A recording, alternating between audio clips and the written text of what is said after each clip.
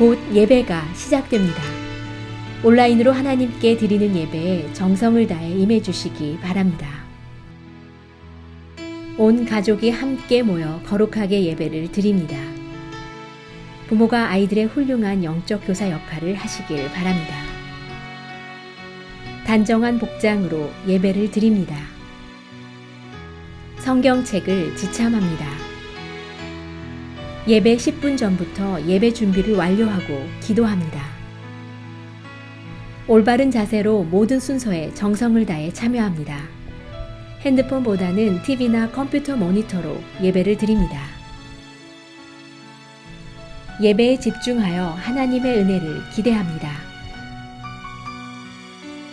헌금은 정성껏 준비해서 우편으로 보내시거나 직접 교회 사무실 헌금함에 봉헌합니다.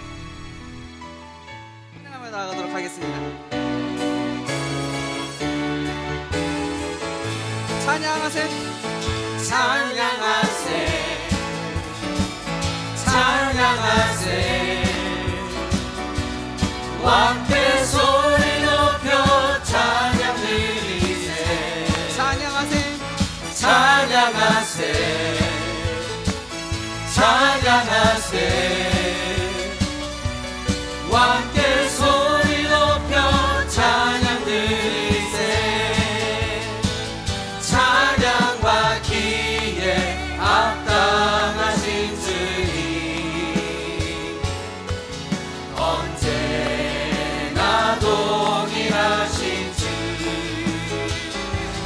무릎 꿇고서 주 이름 외치세. 예수 나의 왕, 예수 나의 왕, 예수 나의 왕. 아멘. 찬양하세, 찬양하세, 찬양하세.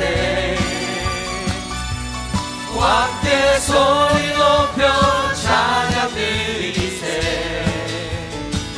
찬양하세, 찬양하세, 찬양하세. 왕께 소리 높여 찬양 드리세. 찬양 받기에 합당하신 주님,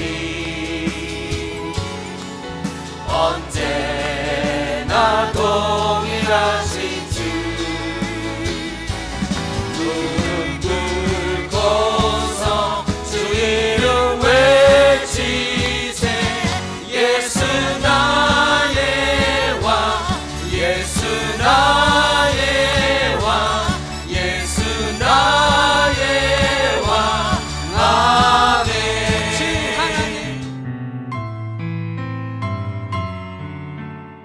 이 아침 기도로 주님께 다가가고 주님은 말씀으로 우리에게 오심으로 오늘도 하루를 주님과 함께 시작하게 하시니 감사드립니다. 힘들고 어려운 때에 내 뜻대로 살지 않고 말씀에 순종하며 주님의 뜻을 따라 살게 하여 주시옵소서. 코로나 바이러스와 세상 풍파가 많은 세상에서 예수님을 굳게 믿는 믿음의 결단보다는 기적을 바라며 세상 축복만을 바라보는 세상 사람들과 크게 다르지 않은 저희들의 부족한 모습을 긍휼히 여겨주시고 이 아침 다시 회개의 길을 걷도록 인도하여 주시옵소서. 하나님 아버지, 우리가 살아가는 동안 우리를 구원해준 구원의 은혜를 늘 감사드립니다. 코로나 바이러스로 어느 때보다 불안한 세상에서 삶의 고난과 어려움이 다가올 때 약속하신 모든 은혜를 이루시는 주님의 품으로 돌아와 밖의 걱정, 속의 근심, 두려움, 이 모든 시험을 이기게 하시니 감사드립니다. 코로나 바이러스로 사람들의 경제가 매우 어렵습니다. 하나님의 자녀들이 물질의 어려움으로 낙심치 않게 하옵시며 하나님의 영광을 가리지 않게 하여 주시옵소서. 부르짖으라 그러면 네게 응답하겠다고 하신 약속의 말씀을 믿습니다. 약속의 말씀을 믿고 살아계신 주님께 육신의 아픔과 삶의 어려움을 호소하는 심령들이 기도를 드리오니 우리의 간절한 기도 들으시고 응답하여 주시옵소서. 바람 불고 파도 치고 광풍이 불어오는 이 험한 세상에서 시험과 고난이 다가올 때 나의 영혼 피할 때 예수밖에 없으니 모든 걱정과 염려 주님께 맡기고 의지함으로 주 안에서 모든 어려움을 이기고 오늘도 주 안에서 승리하는 삶을 살게 하여 주시옵소서. 이 어려운 때에 회개하게 하시고 겸손하게 하시고 기도로서 하나님을 더 찾게 하여 주시옵소서. 야베스의 기도처럼 지금 교회에 속한 모든 사랑하는 성도들에게 복을 더하사 그들의 지경이 넓어지게 하시고 주의 선의 도우심을 경험하게 하시어 코로나 바이러스의 모든 환난을 벗어나 근심이 없으며 기쁨이 넘치는 교회와 믿음의 공동체가 되게 크신 은혜 내려 주시옵소서. 어려운 때에 온라인으로 모든 예배를 기도하며 인도하시는 한희준 담임 목사님을 성령께서 친히 함께 하시어 새 힘과 새 능력으로 살아계신 하나님의 살아있는 하나님의 말씀을 전하게 하여 주시옵소서. 이 시간 성령의 도우심으로 기도하게 도와주시고 이 기도가 하나님 아버지의 뜻을 쫓아 이루어지기를 간절히 간구하며 예수 그리스도 이름 받들어 간절히 기도드려 싸움나이다. 아멘. 오늘 우리에게 주시는 하나님의 말씀은 예레미야 45장 1절부터 5절입니다. 함께 봉독하시겠습니다. 유다의 요시야 왕의 아들 여호야김 넷째 해에 네리야의 아들 바룩이 예레미야가 불러주는 대로 이 모든 말을 책에 기록하니라. 그때에 선지자 예레미야가 그에게 말하여 이르되 바룩아 이스라엘의 하나님 여호와께서 내게 이같이 말씀하셨느니라. 내가 일찍이 말하기를 화로다 여호와께서 나의 고통에 슬픔을 더하셨으니 나는 나의 탄식으로 피곤하여 평안을 찾지 못하도다. 너는 그에게 이르라 여호와께서 이와 같이 말씀하시기를 보라 나는 내가 세운 것을 헐기도 하며 내가 심은 것을 뽑기도 하나니 온 땅에 그리하겠거늘 내가 너를 위하여 큰 일을 찾느냐 그것을 찾지 말라. 보라 내가 모든 육체에 재난을 내리리라. 그러나 네가 가는 모든 곳에서는 내가 너희에게 내 생명을 노량물 주듯 하리라. 여호와의 말씀이니라. 아멘. 지금까지 우리는 에레미야 37장, 38장에서 유다 왕국의 마지막 왕인 시드기야 왕의 통치 시대를 보았고요. 이제 39장에서 드디어 유다 왕국이 바벨론에 의해서 멸망당하는 것을 이제 목도하게 됩니다.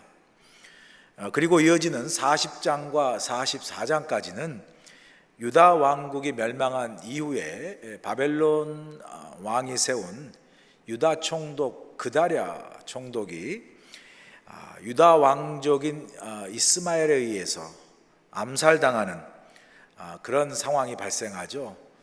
또 그 상황 속에서 그다랴에게 그 암살 계획을 보고했던 군대 장관 요하난, 그러나 그 암살을 막지를 못했죠. 그리고 이제 이스마엘이 그다랴 총독을 죽이고 이스라엘 백성들을 암몬으로 이제 다 남은 백성을 데리고 가는 그런 상황에서 요하난 군대 장관과 그리고 군 지휘관들이 그 이스마엘을 이제 공격하고 추격하고 그리고 끌려가고 있는 남은 백성들을 다 데리고 다시 이제 오게 되죠. 그런데 그다랴 총독이 이제 바벨론 왕에 의해서 세운 총독 아닙니까? 그런데 그 총독이 암살을 당했으니까 이 바벨론 왕 느부갓네살 왕의 보복이 당장 이제 이어질 텐데 요하난과 그 군 지휘관들은 본인들이 암살한 건 아니지만 책임이 있는 거죠. 그래서 바벨론 왕 느부갓네살 왕의 보복이 두려워서 남은 백성을 이끌고 유다 땅으로 예루살렘으로 돌아가지 못하고 그 백성들과 함께 애굽으로 이제 피신하여 도망가기로 거기서 머물기로 그렇게 결정을 합니다. 그래서 남은 백성들과 또 에레미야와 또 바룩까지도 데리고 이제 애굽으로 피난해 내려가는 상황이 44장까지의 말씀입니다. 그런데 오늘 본문 45장에서는 오늘 본문을 읽어보면 역사의 시계를 거꾸로 다시 되돌려서 유다 왕국의 그 여호와김 왕 통치 4년째 되는 때에 예레미야의 서기관이었던 바룩에 대한 이야기를 오늘 본문에서 나누는 것을 볼 수 있습니다. 이 바룩은 누구냐? 바로 예레미야의 오랫동안 함께했던 친구 겸 사역자죠. 그리고 또 사실은 엄밀히 말하면 그 예레미야 말씀을 받아 적는 서기관이었습니다. 그러니까 일종의 예레미야의 비서실장과도 같은 것이죠. 그가 이제 그런 그 서기관 역할, 하나님의 말씀을 받아 적는 서기관 역할을 했던 사람인데, 말씀드린 대로 예레미야 함께 그 요한한 군대 장관과 군 지휘관에 의해서 강제로 애굽으로 내려가 살 수밖에 없었던 그런 사람이죠, 바룩이.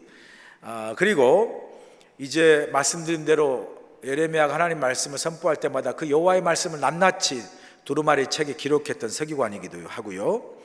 그런데 이 예레미야가 처음에 선지자로 부름받았던 때가 요시야 왕 때인데, 그때부터 시작해서 오늘 본문 여호와김 왕의 4년째 이르기까지 이제 예레미야를 통해 주신 하나님의 말씀을 받아 적기도 하고, 또 그 받아 적은 말씀을 백성들 앞에서 낭독하고 전했던 그런 인물이 바로 오늘 예레미야 45장 이 본문의 주인공인 서기관 바룩이라는 사람입니다. 자, 그런데 오늘 이 예레미야의 서기관으로 일했던 그 하나님의 말씀을 기록했던 그리고 낭독했던 그 메시지, 그러니까 바룩이 그 말씀을 적고 또 백성들에게 낭독했던 메시지가 사실은 예레미야가 전한 메시지하고 동일한 거죠. 당연한 거 아니겠습니까? 그 말씀을 받아 적은 거니까. 그 동일한 메시지가 뭐죠? 유다 백성들의 죄악을 고발하고 그에 따른 하나님의 심판을 이제 선포하죠. 그런데 그 심판의 메시지가 무엇입니까? 바로 유다 왕국과 백성이 살 길은 바벨론에게 항복하고 그들을 섬기는 것이다. 그래야 이제 유다 왕국이 산다, 백성이 산다라고 선포하죠. 그런데 우리가 지금까지 본 것처럼 예레미야에게도 동일하게 그렇게 또 행하지 않았습니까? 유다 왕과 백성들 혹은 그 유다 왕국의 신하들은 예레미야나 바룩이 전한 이 메시지를 아주 싫어했습니다. 너희가 바벨론에 항복해야만 살 수 있다라는 그 메시지를 아주 싫어했기 때문에 그들은 대부분 다 친애굽 정책을 펴죠. 그래서 애굽을 통해서 어떻게든 바벨론의 손에서부터 벗어나서 바벨론에 이렇게 대항하려고 하는 그런 정책을 폈기 때문에 예레미야와 바룩이 전한 메시지를 아주 싫어했습니다. 그런 점에서 예레미야나 그리고 함께 사역했던 바룩도 역시 그 전한 메시지 때문에 왕으로부터 혹은 신하로부터 핍박과 박해를 받았을 것이라는 것은 우리가 충분히 쉽게 짐작할 수 있습니다. 자, 이런 배경에 대한 이해를 가지고 오늘 말씀을 읽고 묵상할 때 이해가 되는 것이죠. 자, 그런 상황에서 이제 예레미야 45장은 예레미야서에서 가장 짧은 장입니다. 1절부터 5절까지밖에 없어요. 그런데 여호와김 오늘 본문에 보니까 왕 4년에 예레미야를 통해서 서기관 바룩에게 하나님의 말씀이 임합니다. 짧은 메시지를 주시는데 이제 보통은 그 항상 서기관 바룩은 예레미야가 그 선포하는 유다 왕에게 혹은 이스라엘 백성들에게 주는 메시지를 항상 받아 적었죠. 그런데 그날도 이제 예레미야를 통해서 하나님께서 말씀을 주실 때 그 말씀을 바룩이 받아 적는데, 그날 받아 적은 메시지는 유다 왕이나 유다 백성들에게 항상 하는 그런 메시지가 아니라 정작 그 말씀을 받아 적고 있는 바룩 자신에게 주시는 말씀을 예레미야를 통해서 이제 받게 되는 것을 볼 수 있습니다. 본문 1절 2절 보세요. 유다 요시야 왕의 아들 여호와김 넷째 해에 네리야의 아들 바룩이 예레미야가 불러주는 대로 이 모든 말을 책에 기록하니라. 그때에 선지자 예레미야가 그에게 말하여 이르되, 바루가 이스라엘의 하나님 여호와께서 내게 이같이 말씀하셨느니라. 자, 늘 예레미야를 통해서 왕과 이스라엘 백성들에게 주는 메시지를 바룩이 늘 받아 적었죠. 그런데 오늘은 다른 날과 달리 그 말씀을 받아 적는 서기관 바룩에게 하나님께서 예레미야를 통해서 직접 말씀을 하시는 거죠. 왜 하나님께서 그날은 유독이 바룩에게 그 말씀을 예레미야를 통해서 전했을까요? 말씀을 주셨을까요? 그 이유는 바로 바룩이 겪고 있는 그 상황 때문에, 바룩 자신 때문에 하나님께서 이날은 특별히 바룩에게 말씀을 주시는 것을 볼 수 있습니다. 자, 바룩의 상황이 어떤 상황인가를 우리가 좀 묵상하고 좀 상고할 필요가 있는데요. 바룩은 이제 말씀드린 대로 예레미야를 통해서 주신 하나님의 말씀을 받아 적었죠. 그 하나님의 말씀을 받아 적을 때는 주로 예레미야가 이제 하나님의 말씀을 받고 예레미야가 왕이나 백성들에게 선포할 때, 설교할 때 그 말씀을 이제 노트에, 두루마리 책에 받아 적지 않았겠습니까? 그렇기 때문에 바룩은 누구보다도 그 설교를 가장, 하나님의 메시지, 하나님의 말씀인 그 설교를 가장 많이 들었고요, 또 가장 많이 그 말씀을 듣고 생각했던 사람이죠. 그런 말씀을 듣는 대로 또 말씀을 받아 적으면서 생각하지 않았겠어요? 말씀 묵상하지 않았겠어요? 그리고 그 말씀을 받아 적은 것뿐만 아니에요. 받아 적고 예레미야가 말씀을 선포한 것처럼 바룩도 그 받아 적은 그 하나님의 메시지 말씀을 이스라엘 백성들에게 그렇게 또 낭독하면서 전하는 역할을 바룩이 또한 했다는 거죠. 그러니까 바룩 역시 설교자의 역할을 한 거죠. 자, 그럴 때 그런 하나님 말씀을 전하고 또 선포했을 때 바룩의 마음은 어떠했을까? 모르긴 몰라도 이 일을 처음 감당했을 때는 바룩이 얼마나 가슴이 뜨겁고 마음이 흥분됐겠습니까? 하나님의 말씀을 내가 예레미야를 통해서 주신 말씀을 받아 적었어요. 정말 예레미야 입을 통해서 주신 말씀이지만 이 말씀 자체가 하나님의 말씀이고 하나님이 직접 말씀하신 메시지잖아요. 그 메시지를 받아 적을 뿐만 아니라 그 메시지와 말씀을 다른 사람에게 직접 전할 때, 낭독할 때 이 바룩의 마음이 얼마나 뜨겁겠어요. 이 하나님 말씀만 전하면, 이 하나님이 살아계신 메시지만 전하면 이 말씀을 듣고 사람들이 정말 감동받고 변화될 것이다 라는 그런 흥분이 있지 않겠습니까?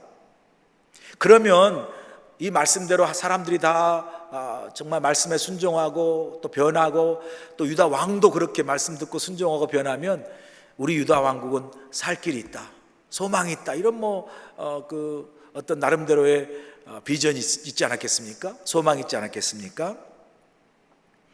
그런데 이 바룩이 그런 희망찬 기대를 가지고, 소망을 가지고 말씀을 선포했는데, 그런데 현실은 그의 기대와는 전혀 다르게 어떤 일이 일어나고 있습니까?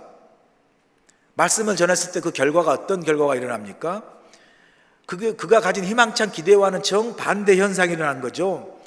오늘 말씀대로 오히려 여호와김 왕은 그 두루마리 책, 하나님의 말씀을 받아 적은 두루마리 책, 그걸요 칼로 찢어서 불살라버려요. 그리고 에레미야를 감옥에 가두고 에레미야 바룩의 생명까지도 위협을 합니다. 그런 메시지를 전했다고. 우리가 보통 말하는 대로 기대가 크면 실망도 크다고. 예루살렘 왕국의 어떤 그 하나님의 경고의 메시지와 심판의 메시지를 선포하기만 하면 그 메시지, 하나님 말씀을 듣고 왕과 백성이 돌아올 것이다 라는 기대찬 소망을 가지고 말씀을 전했는데, 두루마리를 적어서 백성들에게 낭독했는데 그 두루마리를 찢어버리고 불로에 태워버리고 또 자신과 예레미야를 막 핍박하고 박해하는, 그러면서 왕과 백성들이 회개하기는커녕 오히려 더 강팍한 마음으로 하나님께 돌아오지 않는 그런 왕과 유다 백성들의 모습을 보면서 이 바룩은요 좌절하고 낙심했어요. 그리고 그런 왕과 백성들 바라보면서 슬퍼했습니다. 그래서 탄식을 하는 거예요. 본문 3절 보세요. 내가 일찍이 말하기를 화로다, 여호와께서 나의 고통에 슬픔을 더하셨으니 나는 나의 탄식으로 피곤하여 평안을 찾지 못하도다. 이게 바룩의 지금 낙심과 좌절과 탄식의 고백이에요. 절규예요. 지금 바룩은 탄식하고 있어요. 괴로워하고 있어요. 낙심하고 있어요. 소위 영적 침체에 빠져버렸어요. 그런 지금 하나님께 뭐라고 고백하는 거 있냐면요, 내가 너무 지치고 피곤하여 평안을 찾지 못합니다라고 탄식합니다. 그의 마음의 육체는 피곤하고 공고해서 평안을 잃어버렸어요. 왜 그렇습니까? 사명을 받아서 하나님 말씀을 정말 전했고 전하기만 하면 왕과 백성이 돌아올 줄 알았는데 돌아오기는커녕 오히려 그 메시지를 전하는 그 사명을 감당함으로 말미암아 더 큰 박해와 핍박과 냉대를 받게 된 거예요. 그런 현실의 벽에 부딪힌 거예요. 그렇게 말씀을 전했음에도 불구하고, 경고의 메시지를 전했음에도 불구하고 왕과 백성이 돌아오지 않고 더 강팍한 걸 보면서 큰 자괴감에 빠진 거예요. 이런 어떤 나름대로의 자괴감에 빠진 거죠. 그러면서 낙심에 이르게 되는데 어떤 마음이겠어요? 아무리 노력해도 안 되는구나. 도대체 이 백성들과 왕은 하나님 말씀을 듣지를 않는구나. 이 소용없는 이 일, 아무리 목나 외쳐도 변하지 않는 이 왕과 백성을 보면서 그냥 피곤하다, 다 하기 싫다, 다 그만두고 싶어 라는 그런 낙심과 좌절로 인해서 탄식하는 그런 고백이 바로 오늘 본문 3절의 고백이죠. 이런 탄식하고 낙심하고 좌절하고 있는 바룩의 마음을 하나님이 아시고, 하나님이 예레미야를 통해서 오늘 바로 그에게 말씀하시면서 위로를 주시는 거죠. 본문 2절 보세요. 다시. 바룩아, 이스라엘 하나님 여호와께서 내게 이같이 말씀하셨느니라. 하나님께서 바룩의 이름을 부르면서 특별히 바룩에게 이렇게 말씀하신 이유는요, 하나님께서 바룩의 이 탄식하고 절규하고 낙심하는 마음을 알았기 때문이죠. 그래서 하나님이 찾아와 위로해 주시는 말씀이 예레미야 45장의 말씀이에요. 하나님께서 위로하잖아요. 어떻게 위로합니까?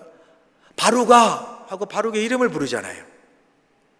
저는 이 말씀, 그냥 이 2절에 바룩아라는 이 바룩의 이름을 부르는 하나님의 그 음성만 들어도 그냥 이 말씀 묵상하면서 저절로 마음의 평안과 위로가 찾아오는 것을 경험했습니다. 마치 어렸을 때 우리가 무섭고 떨 때가 있잖아요. 막 갑자기 장마철에 막 번개가 치고 막 비가 오고 막 그냥 천둥이 칠 때 집에 막 방에 혼자 있을 때 겁날 때가 있잖아요. 그럴 때 어머니나 아버지가 의주나 하고 부르는 그 소리만 들어도 그냥 순식간에 두렵고 떨리는 마음이 다 사라지고 위로를 받는 그런 느낌? 근데 낙심하고 좌절하고 있는 바룩에게 하나님께서 바룩아라고 그 이름만 불러도 바룩이 참 마음의 평안과 위로를 받았겠다라는 생각을 제가 나름 해보았습니다. 하나님은 그런 바룩의 마음을 아시고 바룩의 이름을 부르면서 바룩아 하면서 이제 말씀으로 그에게 위로를 주시는 것을 볼 수 있습니다. 이런 하나님의 모습을 보면서 참 우리는 귀한 은혜를 받지 않습니까? 하나님은 바룩이 하나님의 일을 감당하다가 부딪히는 그 현실의 높은 벽, 냉대와 박해와 핍박으로 인해서 그가 낙심하고 탄식하는 마음을 하나님이 이미 아셨어요. 그래서 찾아와 하나님께서 바룩아 이름을 부르면서 위로하시는 거죠. 그런 하나님의 모습을 보면서 우리가 뭘 깨닫게 됩니까? 하나님도 우리가 살면서 신앙생활하면서 때로는 우리가 살고 있는 현실의 벽에 막 부딪히고 그 우리가 놓여 있는 문제에 의해서 우리가 이 문제를 도저히 어떻게 감당할까? 이 어려움을 어떻게 우리가 이겨낼 수 있을까라는 그런 현실의 두꺼운 장벽과 또 고난과 위기 앞에 막 낙심하고 내가 어떻게 할 수 있을까? 좌절하고 탄식하는 그런 우리들의 마음을 하나님께서 바룩의 마음을 이미 아신 것처럼 우리들의 그 탄식하고 낙심하고 또 좌절하는 마음을 아신다는 것이죠. 헤아리신다는 거죠. 아시고 헤아리실 뿐만 아니라 위로하시는 하나님이시라는 거죠. 바룩의 마음을 아시고 위로하시잖아요. 바르게 회개치 않는 왕과 백성들로 인해서 낙심하고 좌절하고 탄식하고 있을 때 찾아오셔서 위로해 주신 것처럼 우리를 향해서도 동일한 위로를 하나님께서 주시는 거죠. 하나님, 우리가 아무리 기도해도 전혀 변화가 보이지 않는, 만약에 여러분이 가족 중에 누가 아직 예수님 믿고 영접하지 않았어요. 그분들만 생각하면, 그분들의 영혼들만 생각하면, 그게 아버지든 어머니든 또 형제든 또 우리 자녀든 생각하면 참 마음이 참 아프고, 이러다 하나님 영접하지 못하면 어떨 것까 두려움도 있잖아요. 그래서 우리가 하나님께 기도하잖아요. 우리 가족을 꼭 예수 믿고 영접하더라고요. 우리 아버님이, 어머님이, 우리 자녀가, 자녀 중에도 또 어렸을 때 잘 믿었다가 좀 대학교 가고 어른 돼서는 그렇게 어렸을 때는 순진하게 엄마 아빠 따라다니면서 교회를 잘 다녔던 그 자녀가 대학 가고 성인 돼서는 전혀 신앙생활 하지 않는 우리 자녀들이 얼마나 많습니까? 그런 자녀들 보면 기도 제목이잖아요. 기도 제목이잖아요. 제가 전교인 비대면 대신방할 때 이제 교인들 함께 줌으로 혹은 전화로 신방하면서 기도 제목을 나누잖아요. 그리고 기도 제목을 붙들고 가족들과 함께 기도하는 시간을 매번 갖는데요. 가족들 가운데 기도 제목 내는 것 가운데 보면요, 우리 어머님 아버님이 아직 예수님을 믿지 못하고 아직 영접하지 못하고 있다고, 저렇게 연로하신데 믿지 않고 하늘날 그 세상을 떠나면 구원받지 못할까 두려워하는 마음으로 기도 부탁하고 기도하는 가족들이 있어요. 또 어떤 가족들은 말씀드린 대로 자녀가 어렸을 때는 잘 신앙생활 했는데 커서는 신앙생활 하지 않고 그냥 교회도 다니지 않는 그런 그 자녀들의 모습을 보면서 정말 부모가 안타까운 마음으로, 좀 마음이 안타깝고 좀 어떻게 보면 슬퍼하는 마음으로 그 자녀들 위해서 기도하는 기도 제목들을, 다시 믿음이 회복되기를 위해서 기도하는 기도 제목들이 있죠. 그런 기도 제목을 나누는 그 이면의 마음속에는요, 참 그렇게 간절한 마음으로 열심히 기도하는데도 아직도 기도하는 우리 부모님이나 자녀들이 아직도 믿음의 자리로 돌아오지 않는, 전혀 기도에도 변화가 일어나지 않는 그런 답답한 마음과 안타까운 마음들이 있죠. 슬픈 마음들이 있죠. 그래서 우리가 그런 기도하다가 참 낙심하고 좌절하고 있는 우리의 그러한 마음을 하나님이 아신다는 거죠. 그리고 하나님께서 위로해 주신다는 것이죠. 하나님 어떻게 위로하실까요? 하나님은 반드시 하나님의 시간에, 하나님의 방법으로, 아직은 전혀 그렇게 기도하는 그 가족들이, 자녀들이 주님께 돌아오려는 기색이 전혀 보이지 않고 가망이 보이지 않아도 언젠가 하나님이 그 떠난 믿음의 자리, 아니 예수 믿고 영접할 수 있는 그런 은혜를 반드시 주실 것이다라는 그 믿음으로 우리가 기도할 때 하나님이 위로해 주시는 것을 여러분이 포기하지 않고 기도하면 경험할 수 있습니다. 오늘 본문은요, 바룩이 참 처음에 뜨거운 열정을 가지고 이 하나님의 말씀을 전하기만 하면 왕과 백성들이 돌아오겠지라고 해서 희망을 가지고 전했음에도 불구하고 전혀 돌아오기는커녕 회개하기는커녕 더 강팍해지는 왕과 백성들을 보면서 그 아무리 열심히 노력해도 사역의 열매가 없는 거예요. 아무리 열심히 수고해도 전혀 그 결실의 열매가 없는 그러한 현실 속에 아파하고 슬퍼하고 탄식하는 바룩의 그 마음의 고통을 다 알고 헤아려 주시는 하나님의 모습을 볼 수 있습니다. 제가 목회할 때요, 때때로 바룩과 같은 이런 실망과 어떤 탄식을 경험할 때가 있어요. 목회하다 보면 참 예배, 기도, 말씀, 또 뭐 성경 공부 이런 걸 통해서 참 많이 수고하고 애를 쓰잖아요. 그래서 우리 교회가 변할 것이다. 또 어떤 특별한 그 성도님들도 이 말씀을 듣고 성경 공부하고 변할 것이다라고 참 애쓰고 수고할 때가 많은데, 어떨 때는 보면요, 교회가 하나도 변하지 않는 것 같고요, 그렇게 많은 설교를 하고 성경 공부를 해도 또 성도들이 전혀 변하지 않는 것 같은 그런 어떤 그 실망감, 그것 때문에 뭐 이렇게 한다고 될까라는 낙심이 찾아오기도 하고요, 또 좌절이 찾아올 때가 있습니다. 아무리 해도 변화가 없구나, 교회가 정말 어떻게 하면 부흥되고 어떻게 하면 성도들이 변화될까, 아무래도 이 정말 열매가 없네, 소용이 없는 것 같아 라는 그런 자괴감이 들 때가 있습니다. 그런데 지금 목회를 하면서 되돌아보면서 깨닫게 되는 것은요, 제 눈에는 때로는 그런 아무런 변화가 없고 그냥 전혀 예전처럼 똑같은 것처럼 보여서 소망이 없어 보이고 참 그것 때문에 낙심하고 좌절하고 또 때로는 탄식하고 있을 때에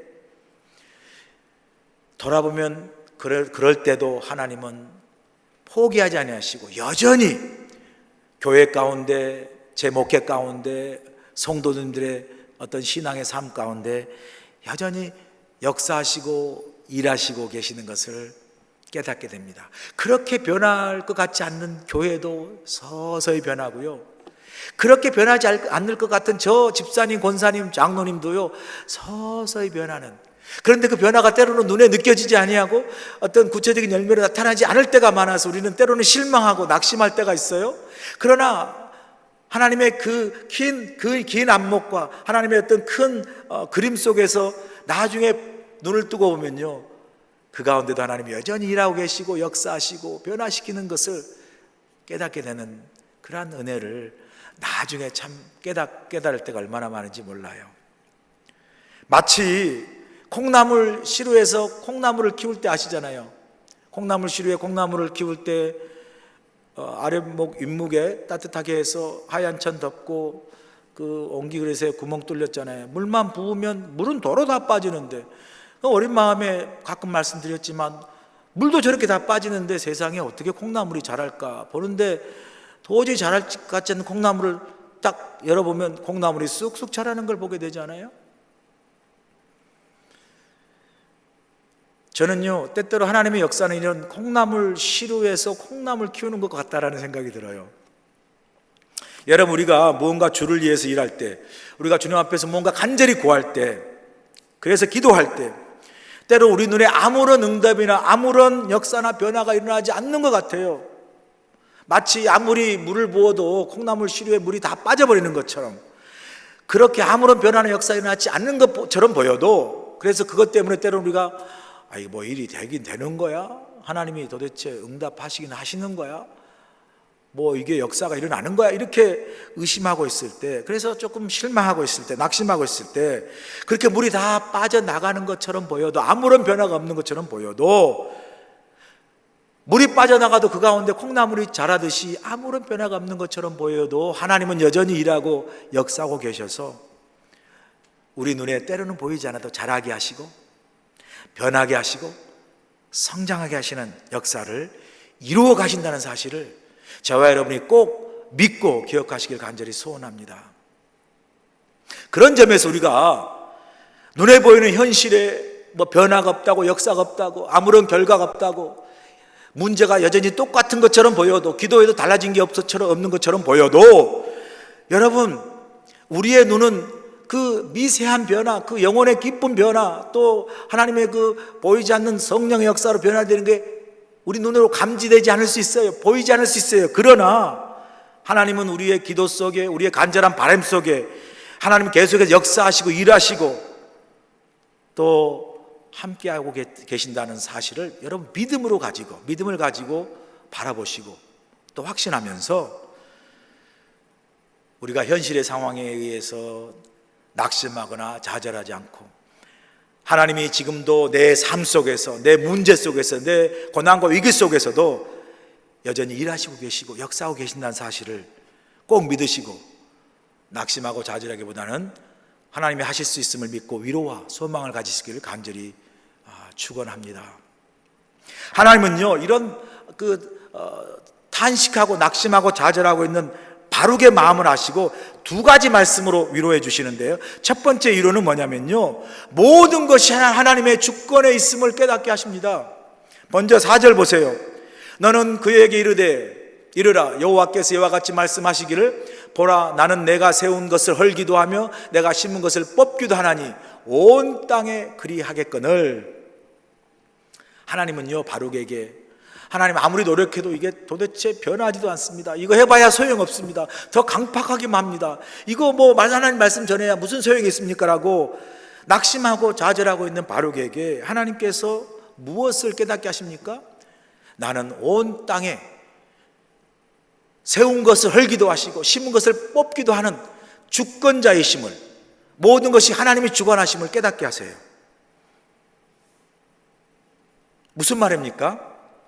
이 세상 일시적으로 사람의 뜻대로, 자기 의지대로, 자기 고집대로 되는 것 같지만, 그래서 유다 왕도 이스라엘 백성들도 막 자기 뜻대로, 자기 고장대로 막 그렇게 주장해서 그 사람들이 힘이 있고, 하나님 말씀을 실제로 전하는 에레미야나 바룩은 그 사람들에게 비해서는 힘도 없고 막 박해하고 핍박받는 것 같지만, 그런 모든 것을 뒤집어서 하나님의 역사를 세우신 것도 하나님이시다는 거예요. 그렇게 세워져 있는 교만도 뽑아버리시는 것이 하나님의 역사라는 거죠.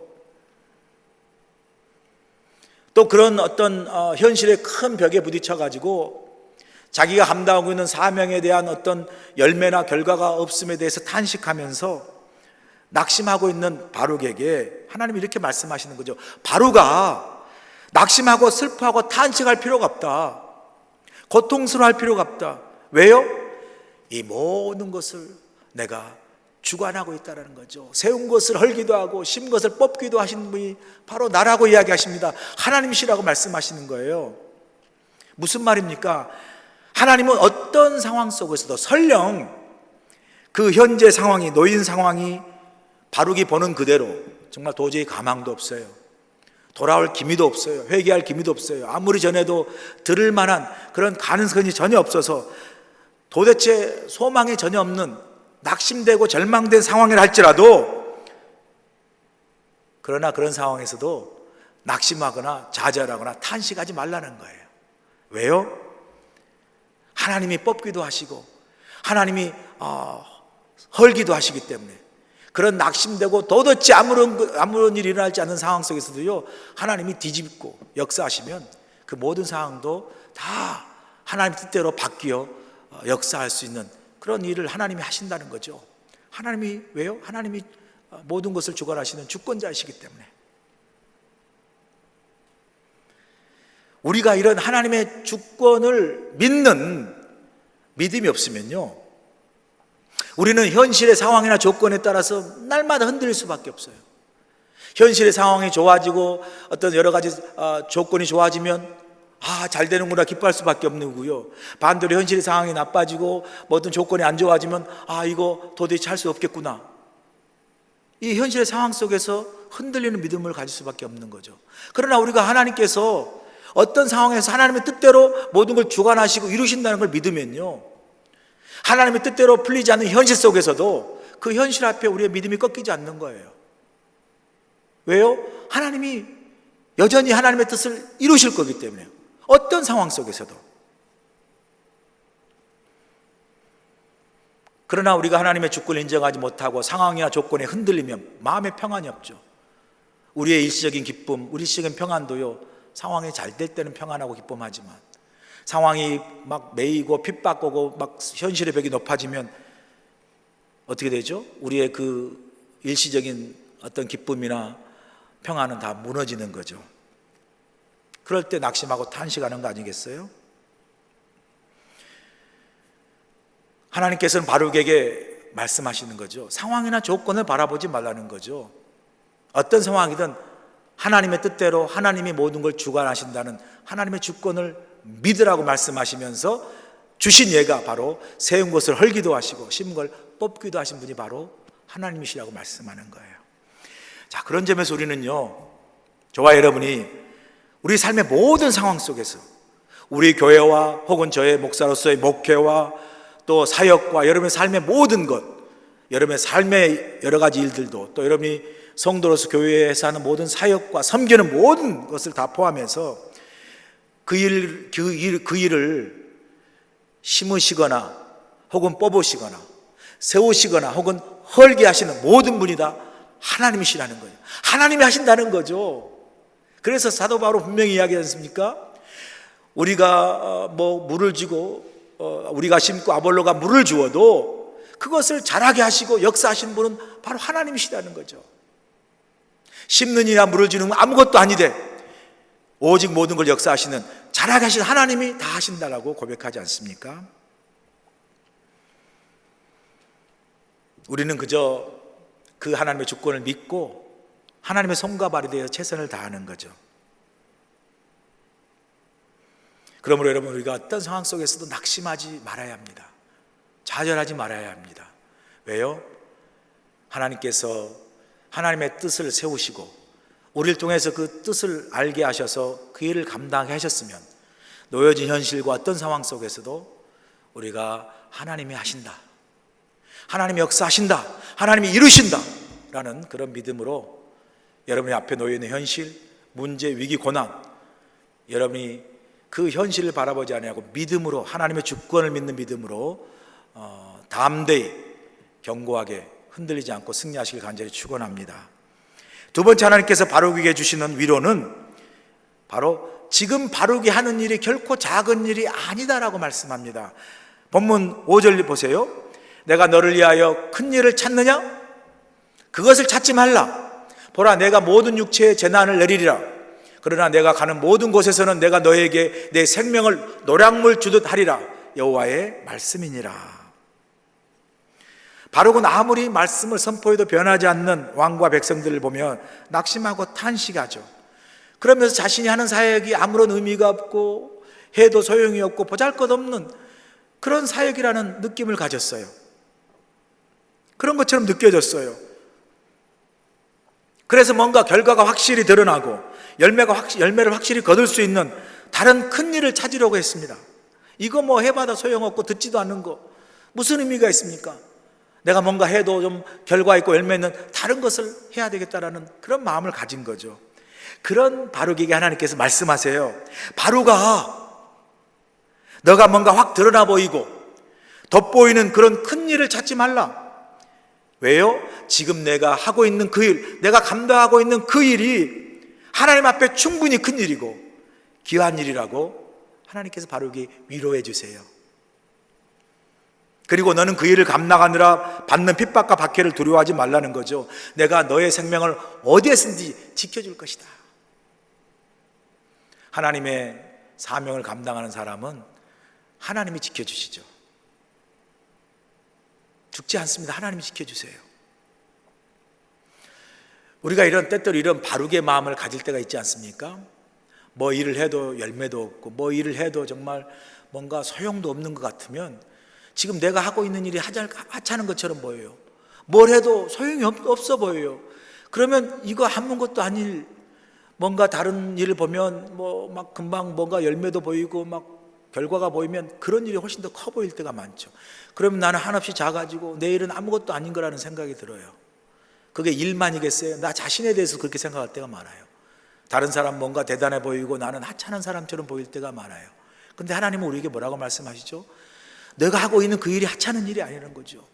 네가 하나님 앞에 서 있는 내 자신이 하찮은 사람이 아니라는 거예요. 무엇을 하든지 무엇을 감당하든지 그게 크고 작음의 문제는 우리가 판단하는 우리의 어떤 판단이고요. 하나님 앞에서는 우리가 무엇을 감당하든지 하나님은 그 일을 귀하게 여기고 또 그 일이 하나님 앞에 정말 중요한 일이라는 것을 우리에게 말씀해 주는 거죠. 그리고 그 하나님이 원하시는 그 일을 감당할 때 때로는 힘들고 어려운 일이 있고 심지어 하찮아 보여서 남들이 알아주지 않고 남들이 별로 중요하게 여기지 않는 그 일이라 할지라도 하나님 그 일을 주목하신다는 거죠. 하나님이 바룩이 그 하고 있는 일을 네 하는 일이 작은 일이 아니라는 거죠. 그리고 네가 하는 그 일의 수고를 사람은 알아줄지 몰라도 알아주지 않는다 할지라도 하나님 뭐죠? 내가 그 일을 기억하며 내가 그 일을 통해서 하는 모든 일 속에 혹은 그 일을 하는 일에 감당하느라 힘들고 어려운 그 수고 속에서도 내가 너의 생명을 지키고 너의 모든 삶을 지키겠다고 약속하는 거죠. 그렇게 바룩을 위로하는 거예요. 오늘도 우리 하나님이 저와 여러분의 삶 속에 감당하라고 주신 일들이 있어요. 하나님 우리에게 주님의 나라와 몸된 교회를 섬기라고 맡겨주신 사역과 사명이 있습니다. 그것이 무엇이든 간에 우리는요 그 일들을 묵묵히 순종하며 신실하게 감당해야 할 믿음의 자세가 필요하죠. 사명이 있습니다.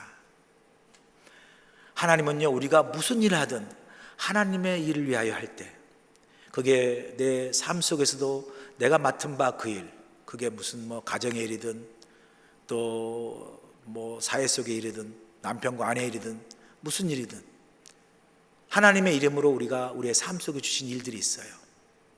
감당하라고. 또 우리가 하나님 앞에 믿음의 성도로서 그리스도인으로서 하나님 앞에 감당하라고 주신 일들이 있어요. 그게 직분이 있을 수 있어요. 집사, 권사, 장로님, 혹은 사역일 수 있습니다. 봉사 사역, 섬기는 사역, 선교 사역, 다 많이 있습니다.